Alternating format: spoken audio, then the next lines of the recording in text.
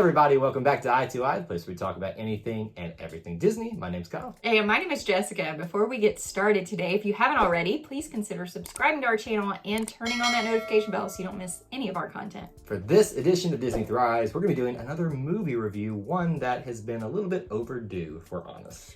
It's been out for a while, so we finally watched Chip 'n Dale Rescue Rangers. Not the reboot, just a movie about the Rescue Rangers. And well, that's fair. I mean, there's lots of movies about TV shows, so... Exactly, and this one is more making fun of the fact that everybody wants a reboot, but it's not a reboot. I guess that is what it kind of did. It's a parody of like everything in life that if you're a Chip 'n Dale fan, if you're a cartoon fan. Or if you're not a Chip 'n Dale fan, because I wasn't a Rescue Rangers fan because I just didn't grow up on it. Right. And I still liked the movie. I think it's something, and we'll get into this into our review of it, that can appeal to a lot of different people because there's so much in this thing. But listen, I just love the fact that we can now, again, have a reason to hum the theme song or sing it.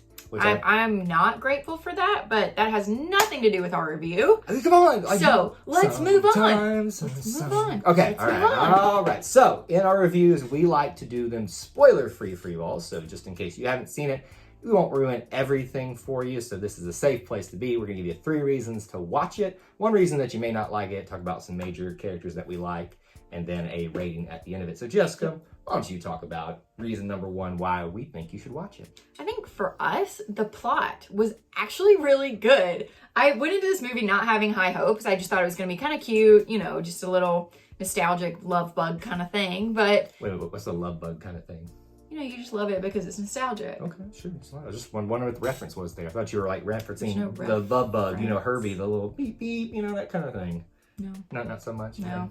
So I just really liked that there was an actual plot to this movie. There was a goal for the Rescue Rangers. It wasn't just look at these little rat things, chipmunks, whatever they are.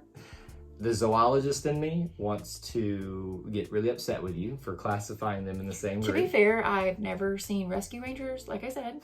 And isn't Monterey Jack a rat? Yes, he is. Okay, so it would be fair to think they were were rats. We were talking about Chip 'n Dale. Too. I'm just saying. But that's what I'm saying. It would be fair to think they were rats too. Like, why would rats and chipmunks be friends? It's cartoon. It's Disney. But that's what I'm saying. Like, so understand my confusion. Anyway, the plot, I agree with Jessica, was surprisingly good because I thought, they could do 1 of 2 things here. They could make it just overly campy, Rescue Rangers fans, just have them together again. They could also make it like too cynical, but I thought they kind of find that happy median and all that. And they actually gave them something in this world that they created, which was very Roger Rabbit-esque, very poignant to do, a mission outside of being a TV show sensation. Because this is about the actors, Chip 'n Dale, not necessarily the characters that we know. It was very meta. You got to think about it too sometimes. It's like we're actually watching a movie about the actors that don't actually exist in a TV show that does exist in this world. Plot was still good though, just don't think about it too hard. Yeah. I like this, reason number 2, because there was plenty to look at in this video. And or movie, I guess I should call it. We're not watching VHS anymore. Even though you have to watch the VHSs for Chip 'n Dale episodes, seems like, at least based on the movie. Nostalgia. Lots of nostalgia in this movie. Everywhere you look, there's a reference to this character. Oh, so they even reference things like the Rugrats. Yes, Sonic was in there. Sonic, the weird animation from Polar Express. Yes, the dead eyes thing. Yeah, that was super creepy. I will never be able to look at that movie the same again. Honestly, I could never pinpoint why I couldn't watch Polar Express, but that's exactly why. It was the animation was wrong. And I've seen the first few minutes of it, and I was like, this is not for me. I thought I saw a Minecraft type of character in there. Probably. I saw anime in there. I saw, I think there was this doesn't mean anything to you, but the Samurai Jack type of animation as well. Every bit of animation that you could think of was in there. Mixed in with real humans. Right. Which was weird. Oh, Gumby animation, obviously. Oh, yeah, claymation, basically type of stuff. That was the thing that's they're pulling this off with this in this world too. And let's talk about that. It was kind of weird that Chip 'n Dale were 2 different types of animation. Right. They addressed it. Obviously, they even addressed it in the trailers. But I just, the whole movie, I was like, this is weird and one of them needs to change. Well, and I will say this, when talking in the context of things to look at, I thought that would be distracting the entire movie. For me, it actually ended up not being. I got used to it because I think it matches their personalities, you know. It did. It was distracting for me. I understand that, but like it's just funny that I came from a place going, I was like, oh, I'm going to hate seeing them two different ways. But then it was like, oh, this is kind of how I see them in my eyes, that's fair. Know? Like in terms of like what their personality means, if that makes type of sense. A lot of deep meta stuff going on here. Well, pop culture galore in there. That's our third reason to watch it. It was like all the pop culture, all the parodies, like everything about that. You saw that entire wall, because that's in the trailer. That's not a spoiler. Yep. Just hats. The parts.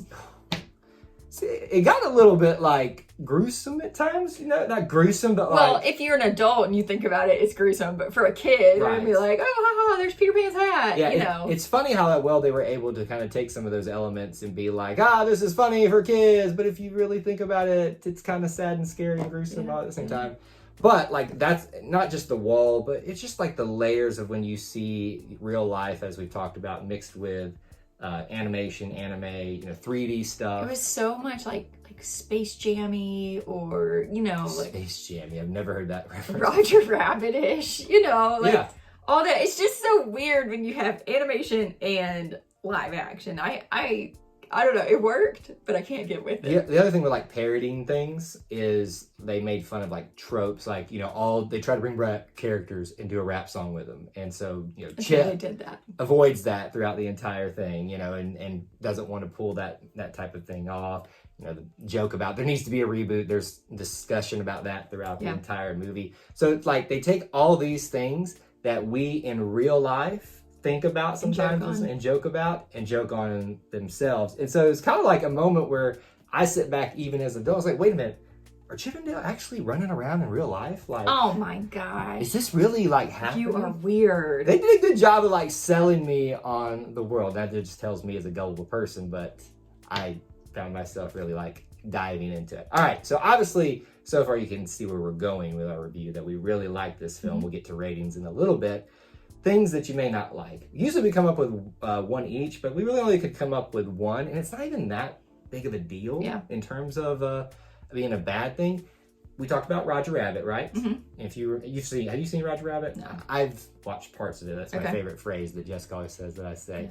It's very adult in its humor. Some of it not so secretive and veiled, but a lot of it is very... You're talking about Roger Rabbit? Roger Rabbit. Okay. This is obviously very trying to evoke that, certain characters, I won't say who, appear that also are part of that world. But it was a lot more mild than... Yes. There wasn't a Jessica Rabbit situation. There was nothing like that. That I noticed in there. Correct, which is my point, is in Roger Rabbit, Jessica Rabbit is a big character. Yeah. So there was nothing like that in this movie. It was very appropriate. Yes. It had moments where I found myself was like, all right, if you think about that joke, that's a little bit more But a kid adult. wouldn't understand that. Just goes right over their head. And there's like one or two times they drop what's technically a curse word in there, but in today's language, it just kind of flies by the seat of your And it pants. was so quick, it just wasn't a big deal. So if you are a parent, just watch it with them, just in case there's a question that pops up about it. But I'd say this is a good family film that everybody can find something to enjoy in that. So, favorite major character for you? 6 of one, half dozen the other. Chip, probably. I don't know. Why Chip, though? I don't know. Honestly, I don't know. I like them both. Chip or Dale, they're the same. One just looks like more human-y. One looks more... One has a red nose. Yeah. One's more practical. One's more goofy. Honestly, I was going to say Chip less. Because that's more your personality. I was going to say Chip too, but now I feel like I have to say Dale so we can be the Chip to each other's Dale. There you go.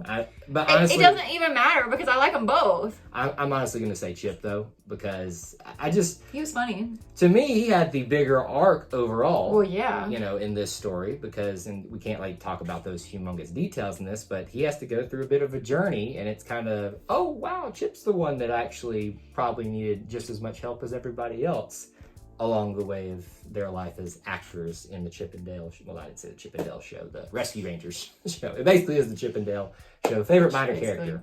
I guess Monterey Jack. I don't know. His accent was funny. Like that Australian. Yeah.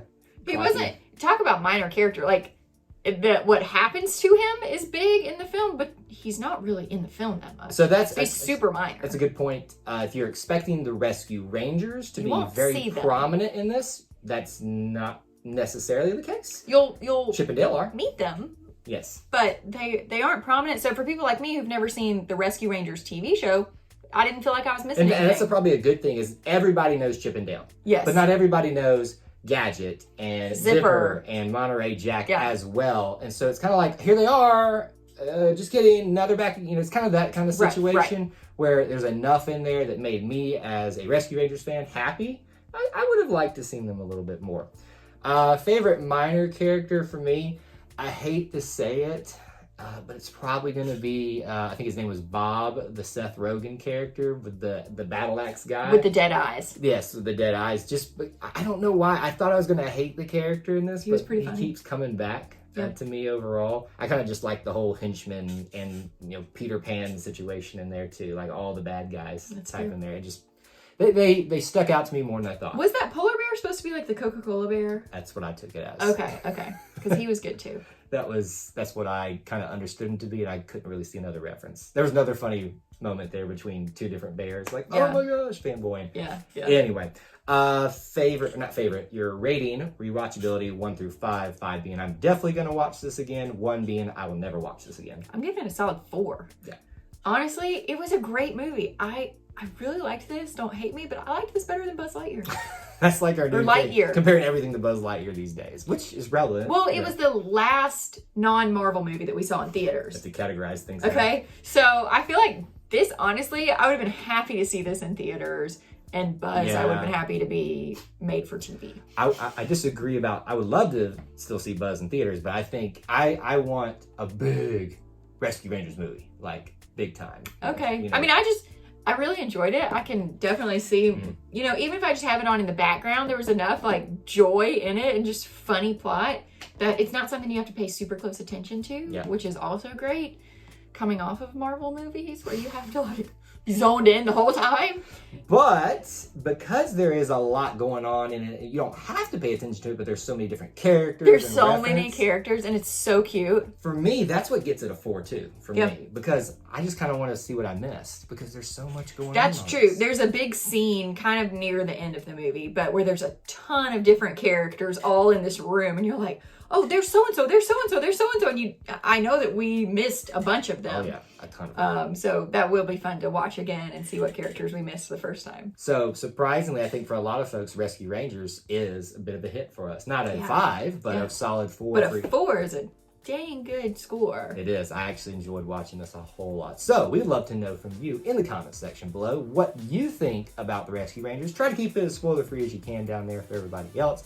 But if you do post something that's a spoiler, just give them a little bit of a warning so they can know to steer clear of it, just in case they're late like we've been and haven't watched it. Very late. We've been a little bit late to the game and a little busy, but we got it done because I got to sing the Rescue Rangers. All right, what else should they do? Not sing, but go check out our channel, subscribe if you haven't already, and turn on that notification bell so you don't miss any of our content. And that's all we have from this edition of I2I. Until we assemble again. May the Force be with you. And we'll see you real soon. Bye, guys.